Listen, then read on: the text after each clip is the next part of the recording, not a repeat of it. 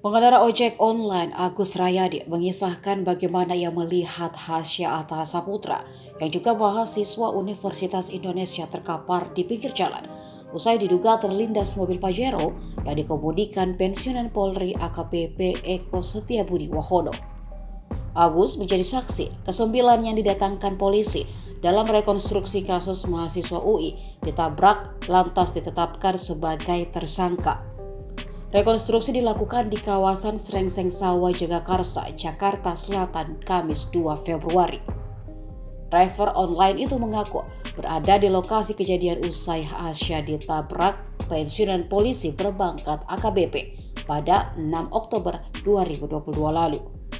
Ketika kecelakaan terjadi, Agus Rayadi yang melihat Hasya terkapar lantas berinisiatif menelpon ambulans. Ia pun menghubungi ambulans lantaran melihat Hasya terbujur kaku di pinggir jalan dan tak ada penanganan lebih lanjut. Setelah menelpon, mobil ambulans pun datang dan Agus Rayadi mengangkat tubuh Hasya masuk ke ambulans. Soal waktu, Agus Rayadi memberikan pendapat lain soal kedatangan ambulans yang menurutnya kurang dari 30 menit seperti keterangan polisi. Ia mengatakan ambulans datang tak sampai 30 menit setelah ditelepon.